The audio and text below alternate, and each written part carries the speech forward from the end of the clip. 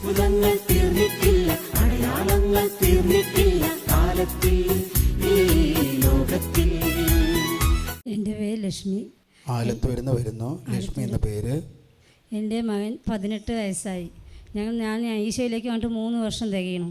2 പെൺകുട്ടികളും ഈശോന് നന്നായി വചനം വായിക്കുകയൊക്കെ ചെയ്യും. 2 ആൺപിള്ളേർക്ക് എന്നോട് താല്പര്യമില്ല, വെറുപ്പാണ് രണ്ടാമത്തെ ചെക്കനെ. പക്ഷെ എനിക്ക് ഉറച്ച വിശ്വാസമുണ്ട് എൻ്റെ മകൻ ഈശോയിലേക്ക് വരുന്നുള്ള ഉറച്ച വിശ്വാസത്താൽ ഞാൻ പ്രാർത്ഥിച്ചു. 18 വയസ്സ് വരെ അവൻ ITI പഠിച്ചു, ജോബ് ആകാനായി. ആളായപ്പോൾ ഒരു കടയ്ക്ക് പോയിട്ട് അവൻ 1 മണി നേരത്ത് വന്ന് കിടന്നുറങ്ങിയതാണ്.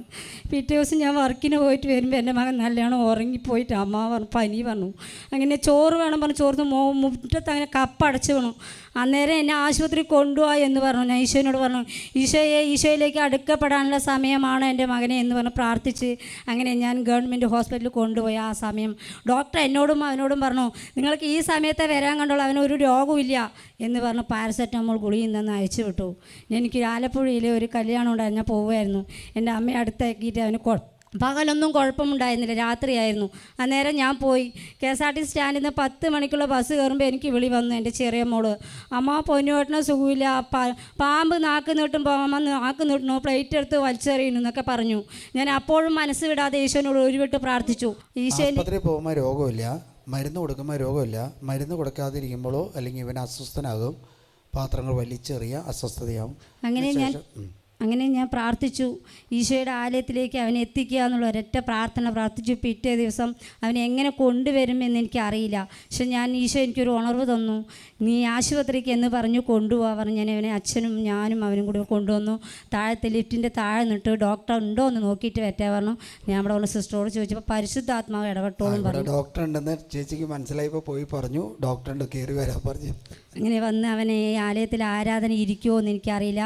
ഈശോയും മാതാവും ഇരുത്തി ആലയത്തിലേക്ക് ആരാധന കഴിഞ്ഞ് അച്ഛനെ കണ്ടു. എന്നെ തല്ലുവഴി അടിക്കുകയോ ചീത്ത പറയാത്ത മകനായിരുന്നു. അച്ഛനൊരു കൗൺസിലിംഗ് പോകാൻ അവനെ കൊടുത്തുപോയി. അതിൽ നിന്നും എനിക്ക് കിട്ടിയത്, ഞാൻ തളർന്നു പോയി അവൻ്റെ കേട്ട വാക്കുകൾ.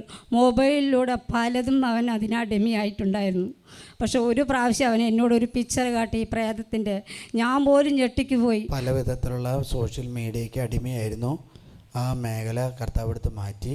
അതിനുശേഷം അവൻ്റെ രോഗം മാറി, ഇപ്പോൾ കുഴപ്പമൊന്നുമില്ലല്ലോ. അങ്ങനെ ഞാൻ ഇവിടുത്തെ ഒരു സാക്ഷ്യം കേട്ടിട്ടുണ്ടായിരുന്നു. ഫോണിന് അഡിക്റ്റായിട്ട് ഞാൻ 3 ദിവസം മൊബൈൽ കുരിശ് വെച്ച് പ്രാർത്ഥിക്കുക എന്നൊരു സാക്ഷ്യം കിട്ടുന്നു. അങ്ങനെ ഞാൻ പോയി, എൻ്റെ മകൻ മൊബൈൽ പോലും എനിക്ക് തരാത്ത മകനായിരുന്നു. ഞാൻ അന്നേരം മൊബൈൽ തന്നു. 3 പ്രാവശ്യം ഞാൻ വൈകുന്നേരം 3 ദിവസം പ്രാർത്ഥിച്ചു, കുരിശ് വരച്ചു. മൊബൈൽ നോക്കുന്നില്ല, അമ്മയോട് എല്ലാ കാര്യങ്ങൾ പറയും. ജോബായി, അവൻ്റെ അസ്വസ്ഥത മാറി. അപ്പോൾ ജോലി കിട്ടി. അവൻ ITI പഠിച്ച നല്ലൊരു പയ്യനാണ്. പക്ഷേ സോഷ്യൽ മീഡിയയ്ക്കും കൂട്ടുകാർക്കും അടിപ്പപ്പെട്ടു പോയി, അല്ലെങ്കിൽ. അപ്പോൾ നിങ്ങൾ അതേപോലെയുള്ള കുട്ടികൾക്ക് വേണ്ടി നിങ്ങൾ പ്രാർത്ഥിക്കുക. ഇവിടുത്തെ ഡോക്ടർ 24 മണിക്കൂർ കൂടി ഉണ്ടാകുന്ന ഡോക്ടറാണെന്നുള്ള കാര്യം.